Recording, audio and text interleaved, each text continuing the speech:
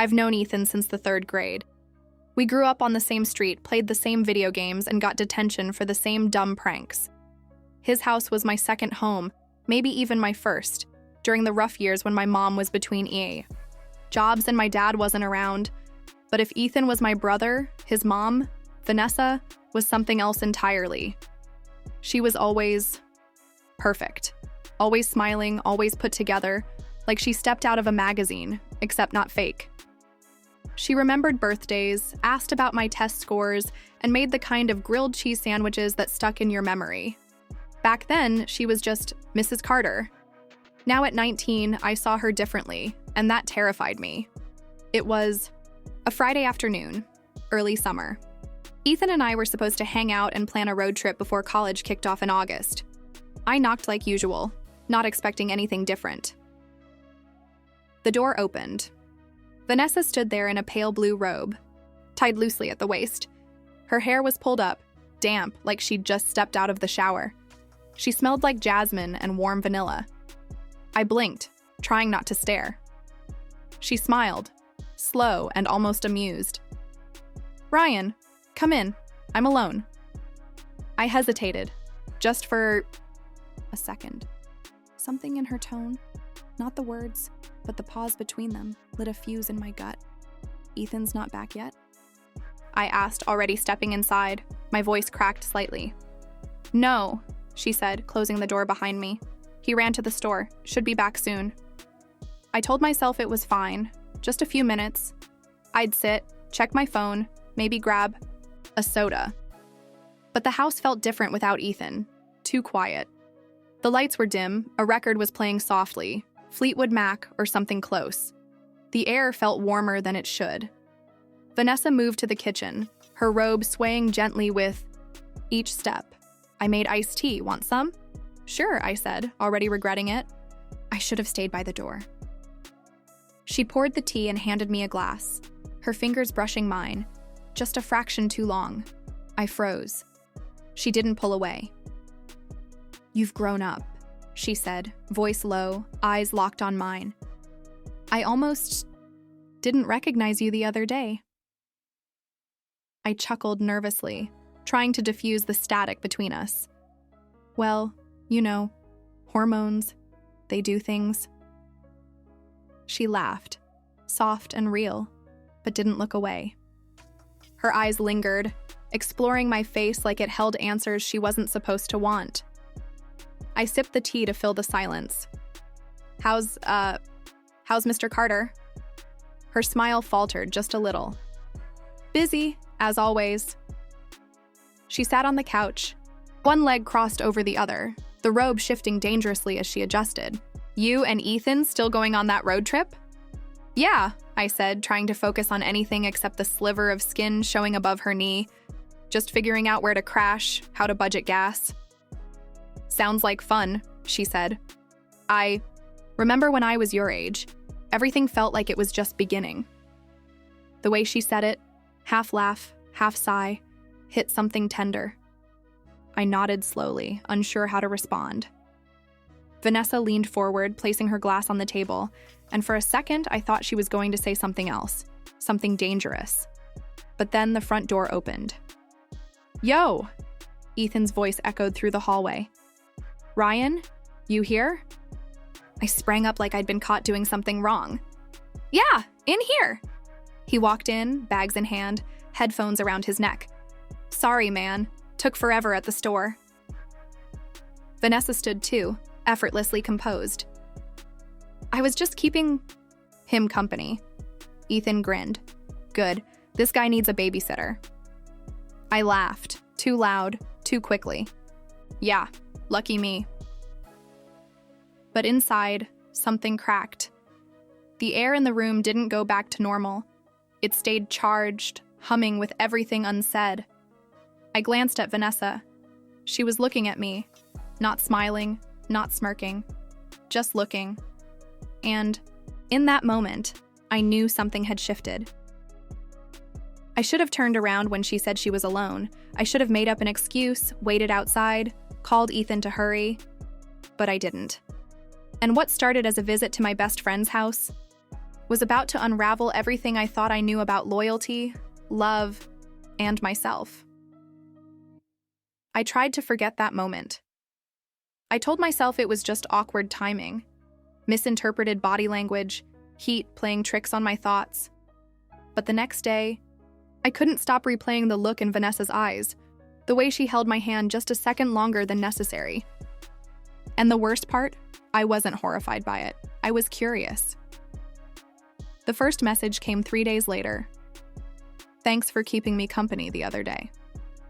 It was innocent, technically, but the smiley face made my stomach tighten. I stared at the screen for too long before typing back, anytime, just glad Ethan didn't make me wait too long. Her reply came quick. I didn't mind. I should have stopped there. I should have turned off my phone and gone back to talking with Ava. But the message sat there, glowing. It felt like a thread waiting to be pulled. Over the next few weeks, things changed, subtly at first. Vanessa would text me randomly, nothing overt, just little things like, thought of you when I heard this song, or hope school isn't driving you crazy. But it was constant, and I started to crave it. At home, I got quiet. Ava noticed. You good lately? She asked while we were watching a movie on my couch. You've been weird. I'm fine, I said, forcing a smile. She leaned her head on my shoulder, and I felt a stab of guilt. I hadn't done anything wrong, not yet. But emotionally, I wasn't where I was supposed to be anymore.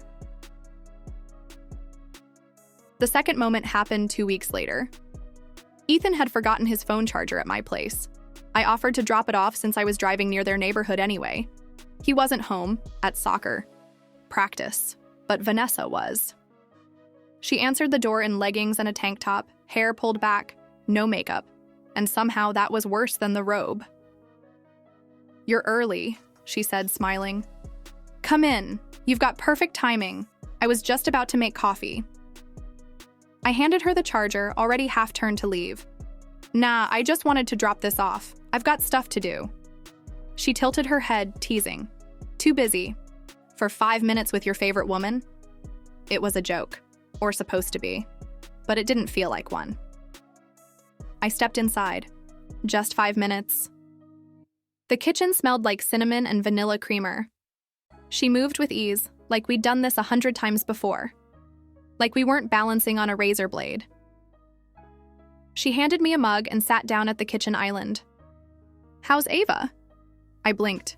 She's good, busy with college stuff. Vanessa nodded. You two seem happy. I shrugged. We are. I mean, yeah. She sipped her coffee, eyes over the rim. But are you satisfied, Ryan? The question hit like a dart to the chest. What do you mean? She leaned forward slightly, voice barely above a whisper. I see the way you look at me. You're not a kid anymore. You're a man. You feel things. And I know when someone's holding back. I stood up too fast. I should go. She rose too, stepping into my space. Tell me I'm wrong, and I'll never speak of it again. Her breath was warm on my neck. My hands were shaking. My heart screamed to run, but my body stayed rooted to the floor. I can't tell you that, I admitted, barely audible. Then she kissed me. Soft, slow, certain. For a moment, I kissed her back. Then I stepped away like I'd touched fire. No, I said, breathless. I can't. You already did, she said, eyes calm, voice like silk. You'll be back. You felt it.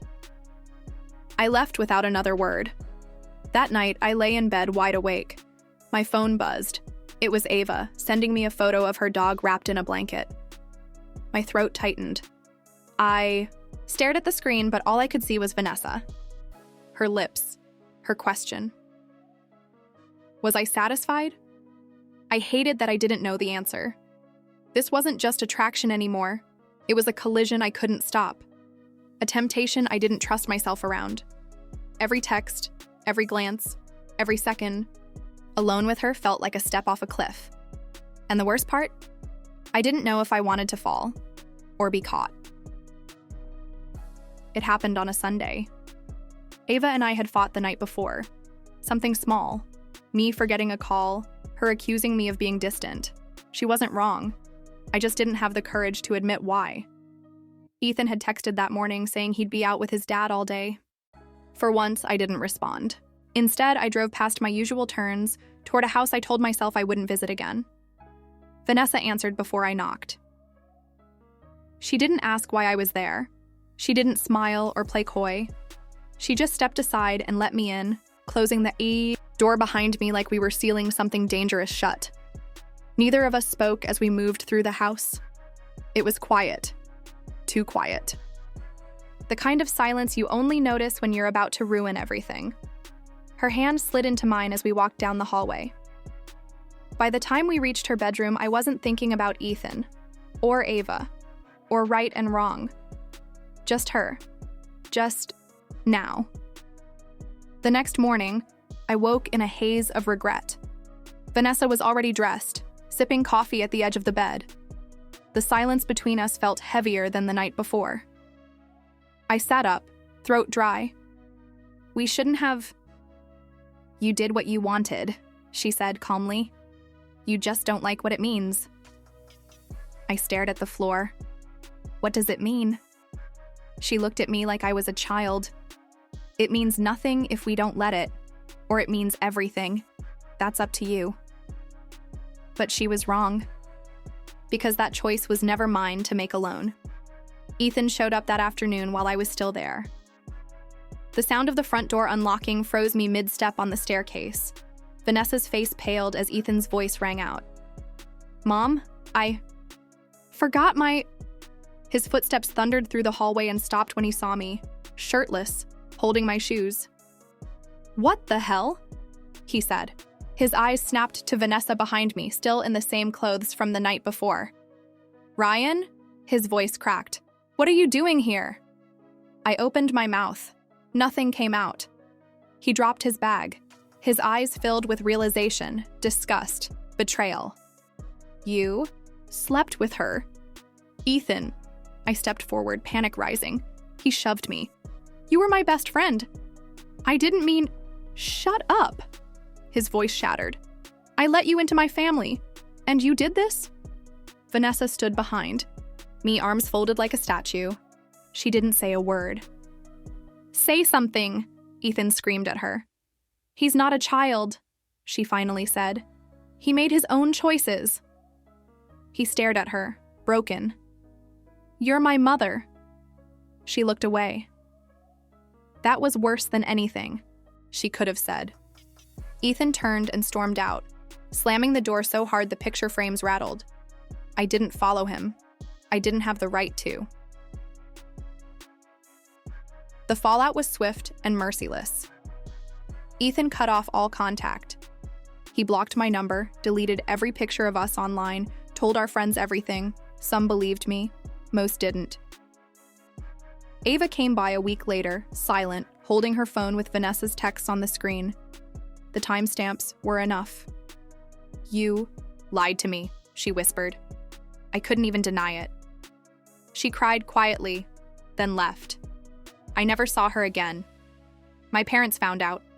My dad didn't say much, just shook his head like I'd confirmed every disappointment he'd never voiced.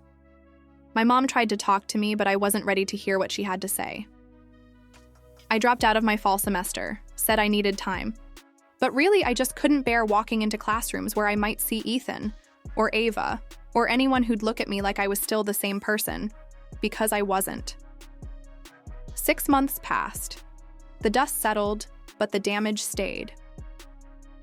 Vanessa's marriage didn't survive the rumors.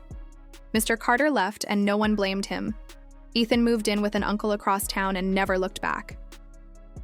I haven't spoken to him since. Sometimes I still drive past that house, lights off, curtains drawn. Older Vanessa texted me once, a single line. I hope you don't hate me. I never replied. Not because I hated her, because I didn't know what to feel anymore. She wasn't the villain. I wasn't the victim. We were just two selfish people who burned down a whole world for one night of something that felt like love, but wasn't. Now I spend my days trying to put out the fire. I've started school again, rebuilding from scratch.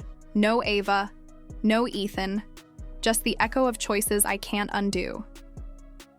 Sometimes I think back to that first moment on the porch. Her robe, her smile. Come in, I'm alone. All I had to do was turn around, but I didn't, and I've been walking away from that mistake ever since.